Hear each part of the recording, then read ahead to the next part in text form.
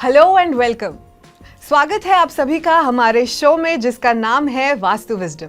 मैं हूँ राधा और मेरे साथ है गिरेंद्र भारती जी। इस शो में हम बात करेंगे how imbalance of certain things can affect our relationships. Relationships are the most important part of our lives. इंसान कितनी भी ऊंचाइयों पर क्यों ना पहुंच जाए, बट अगर उसके आसपास रिलेशनशिप्स ठीक नहीं है तो उसे कभी भी पीस नहीं मिलता। आजकल की भागदौड़ भरी जिंदगी में हमने रिलेशनशिप्स को एक बैक सीट पर रख दिया है, without realizing that life is nothing without good, happy and peaceful relationships. तो चलिए बात करते हैं भारती जी से on how to build and maintain happy relationships with the help of vastu wisdom. बहुत बहुत स्वागत है भारती जी आपका हमारे शो में। तो भारती जी, सबसे पहले हम आपसे ये जानना चाहते हैं कि रिलेशनशिप्स की लाइफ में इंपॉर्टेंस क्या होती है। आजकल लोगों की जिंदगी इतनी भागदौड़ भरी हो गई है, इतनी करियर ओरिएंटेड हो गई है कि हमने रिलेशनशिप्स को एकदम ही बैक सीट पर रख दिया है। लाइफ में रिलेशनशिप्स की इंपॉर्टेंस क्या होती है और वास्तु विजडम की हेल्प से हम रिलेशनशिप्स को क्या इंप्रूव कर सकते हैं? सबसे पहले आपका क्वेश्चन था कि रिलेशनशिप्स की हमारी लाइफ में इंपॉर्टेंस क्या है। हिस्ट्री की आज तक की सबसे लंबी चलने वाली एक रिसर्च जो 75 साल से चल रही है, हार्वर्ड यूनिवर्सिटी की है। और वो इसके ऊपर बेस्ड थी कि लाइफ में हैप्पी रहने के लिए क्या चीज़ें इंपॉर्टेंट है। तो वो कहते हैं कि अगर आप 100 लोगों से पूछें कि आपकी लाइफ के गोल्स क्या हैं, आप क्या चाहते हैं, तो कहते हैं उसमें से लगभग 80 आदमी ये बोलते हैं कि हमको पैसा चाहिए। और जो बचे हुए लोग उसमें से भी 50% कहते हैं कि हमको फेमस होना है। मैं बताना चाहता हूँ कि उनका जो निष्कर्ष निकला उस रिसर्च का, उन्होंने ये बताया कि वो ही लोग सबसे ज़्यादा हैप्पी पाए गए जो एक स्ट्रॉन्ग रिलेशनशिप के अंदर थे। एक लॉन्गेस्ट चलने वाली इतिहास की जो स्टडी है वो भी ये बात बताती है। तो हम लोग इस पर अगर ध्यान नहीं देते तो हम लोग अपनी कब्र खोद रहे हैं। और आई थिंक रिलेशनशिप्स के बिना, आपने जैसे बोला, आइसोलेशन की तरफ इंसान चला जाता है ना। Isolation is the root of so many other things like depression या जो भी सैडनेस का रूट है। तो वास्तु विजडम हम किस तरह से यूज कर सकते हैं सर? रिलेशनशिप के भी बहुत सारे पहलू हैं। एक तो रिलेशनशिप ये है कि हस्बैंड वाइफ के बीच में जो कनेक्शन है वो कई बार ब्रेक हो जाता है और उन लोगों को लगता है कि हम लोग एक गलत जगह पर रह रहे हैं। दूसरी बात क्या है कि किसी की मैरिज ही नहीं हो रही होती या उसको अच्छा पार्टनर ही नहीं मिल रहा होता अपनी लाइफ में। सेकंड रिलेशनशिप के रेफरेंस में अगर देंगे तो इश्यूज वो होते हैं। या कोई इंसान ऐसा होता है जिसके हर एक से रिलेशन खराब होते हैं, जिनका नेचर ही ऐसा होता है कि कोई उनसे बात ही करना पसंद नहीं करता। अलग अलग पहलू को हम वास्तु विजडम के अंदर अलग अलग टेक्निक्स के थ्रू रेक्टिफाई करते हैं। जैसे अगर किसी को मैरिज की प्रॉब्लम है कि उनको परफेक्ट पार्टनर नहीं मिल रहा है या कनेक्शन नहीं हो पा रहे हैं, तो हम ये देखते हैं कि भाई सबसे पहले नॉर्थ ईस्ट डायरेक्शन कैसी है। नॉर्थ ईस्ट डायरेक्शन आपके क्लैरिटी ऑफ माइंड की है। तो अगर आपको यही क्लियर नहीं है कि मुझे चाहिए क्या, तो आप फाइंड आउट कैसे करेंगे कि आपको कैसा रिश्ता चाहिए या कैसा लड़का या लड़की चाहिए अपनी लाइफ में। नंबर 2 बात हम उसमें देखते हैं कि ईस्ट डायरेक्शन कैसी है, जो सोशल एसोसिएशंस की है। कई बार ऐसा होता है कि खानदान बहुत अच्छा होता है लेकिन उन पर अच्छे रिश्ते ही नहीं आते। तो you need big level of social connections कि अच्छे लोग आपको जानते हो जिसकी वजह से घर में अच्छे रिश्ते आए। ऐसे ही साउथ ईस्ट डायरेक्शन है जो किसी भी चीज को इग्नाइट करती है। फायर का जोन है, कुछ भी नया शुरू होना है, किसी घर में नया अच्छा काम होना है तो यू नीड साउथ ईस्ट।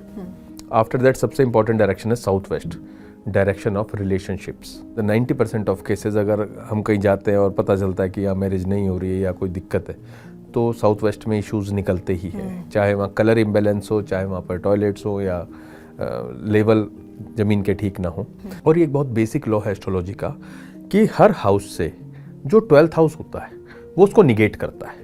उस पीड़ा वाले घर को उससे जो 12th हाउस है, यानी जो मैरिज का भी है, पार्टनरशिप का भी है, सोशल कनेक्शन का भी है, वो हाउस निगेट करता है। यानी अगर आपके ज़्यादा अच्छे कनेक्शंस हैं तो आपको पीड़ाएं आएंगी ही नहीं। तो अगर हम 7th हाउस को अपने इम्प्रूव करके चलते हैं कुंडली के हिसाब से भी, तो 8th हाउस की प्रॉब्लम्स हमारी ऑटोमेटिकली मिटिगेट। एक हाउस है हमारा 11th हाउस कुंडली के अंदर, वो गेन्स का हाउस है और वो यार दोस्तों का हाउस है। तो अगर हम उसको भी इम्प्रूव करते हैं तो you will get a bigger friend circle. कोई आदमी ये कहता है कि मेरे को मैरिज हो गई है लेकिन हमारी आपस में नहीं बन रही है, जो सबसे ज़्यादा प्रॉब्लम है। उस कंडीशन में अगर हमको वास्तु के हिसाब से देखना है या एस्ट्रोलॉजी के हिसाब से देखना है या हमको उसके बिलीफ सिस्टम को देखना है कि उनकी एक दूसरे से एक्सपेक्टेशंस कितनी है। वास्तु विजडम में हम इतना डीपली जाते हैं कि हम सिर्फ वास्तु की डायरेक्शंस को ही नहीं देख रहे हैं, वो तो हम 100% देखेंगे कि भाई वहाँ का साउथ वेस्ट किस तरह से है, या अपने एलिमेंटल जो बैलेंस है वो आपने प्रॉपर कर रखा है नहीं कर रखा है, और जियोपैथिक स्ट्रेस वहाँ पर है या नहीं है, क्योंकि उसकी वजह से भी रिलेशनशिप्स खराब होती हैं। या हमारे घर का ब्रह्म स्थान, अगर किसी का ब्रह्म स्थान में कोई इम्बैलेंस है किसी तरीके का, तो भी आपकी रिलेशनशिप्स के खराब होने के बहुत ज्यादा चांसेस रहेंगे, not only with the spouse और your family members but with other people also. अगर प्रॉब्लम वास्तु ओरिएंटेड है तो वास्तु से इलाज करेंगे, प्रॉब्लम अगर होरोस्कोप ओरिएंटेड है तो होरोस्कोप से इलाज करेंगे। लेकिन अगर आपके बिलीफ सिस्टम में है, आपके नेचर में है, तो you need counselling. Bharati ji, as a practitioner, जैसे आपके पास कई लोग आए होंगे स्पेशली ये हस्बैंड वाइफ वाले इश्यूज लेकर, तो आप उन्हें किस तरह से एनालाइज करते हैं, और क्या जब आप उनके घर विजिट करते हैं तो आपने कोई ऐसी स्पेसिफिक चीज़ें देखी हैं जिसकी वजह से आपको देखते ही पता चल जाता है कि अरे ये रीज़न हो सकता है कि इनकी रिलेशनशिप आपस में बन नहीं रही है? 90% मेरे को पता होता है इनके घर में क्या होगा जिस वजह से इनकी ये हालत है। और दूसरी बात क्या होती है कि जब कोई आदमी बोल रहा होता है, हम उसके शब्दों से हम सारी चीजें कैच कर लेते हैं कि ये शब्द कौन से डायरेक्शन का है, ये शब्द कौन से देवता का है, ये शब्द कौन सी एंट्रेंस का है, और ये जो शब्द है ये कौन से प्लैनेट को, राशि को और हाउस को रिप्रेजेंट कर रहा है। And it most of the time it hits. मैं आपसे ये पूछना चाहूंगी कि हम घर में ऐसी कोई छोटी छोटी चीजें इंट्रोड्यूस कर सकते हैं या ऐसी कोई चीजें हटा सकते हैं अपने घर से, अपने एनवायरनमेंट से, जिससे हमारे रिलेशनशिप्स बेहतर हो जाए? अगर हमको किसी इंसान की रिलेशनशिप्स के ऊपर वर्क करना है तो हमें देखना चाहिए कि उनके साउथ वेस्ट डायरेक्शन में ग्रीन कलर ना हो या प्लांट्स ना रखे हो। तो अगर हो तो हमको रिमूव कर देने चाहिए। ऐसे में देखना चाहिए वहाँ किचन भी ना हो, क्योंकि अगर वहाँ फायर होगा तो उनकी रिलेशनशिप में हमेशा आग लगी रहेगी।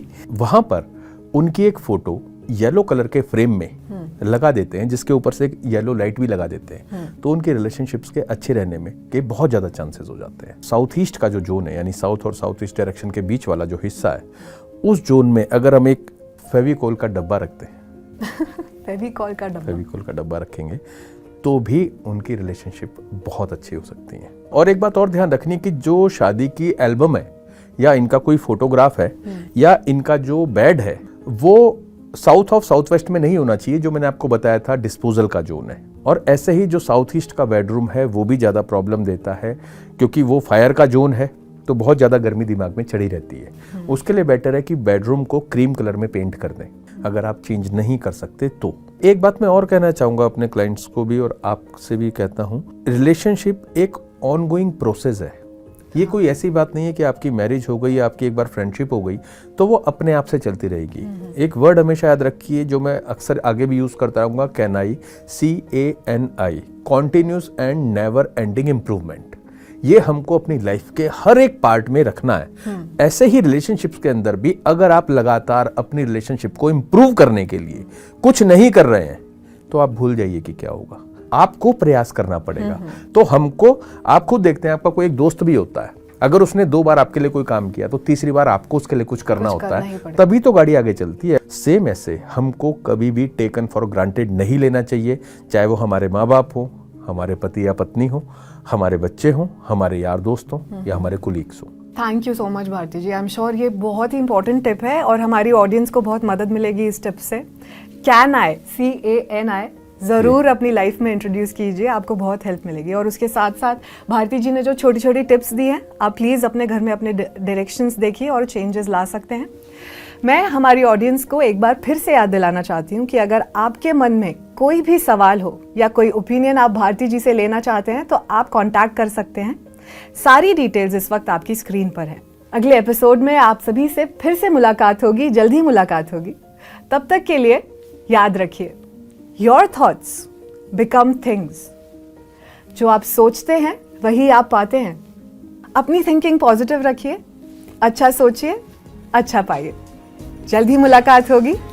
सी यू, नमस्ते। वास्तु विजडम, एक ऐसा शो जो सुलझाएगा आपकी वास्तु संबंधित समस्याएं। सुलझेंगे आपके जीवन से जुड़े कई अनसुलझे सवाल भी। मिलिए मशहूर वास्तुकार और वास्तु विजडम रचयिता गिरेंद्र भारती जी से और सुलझाइए वास्तु संबंधित सभी समस्याएं।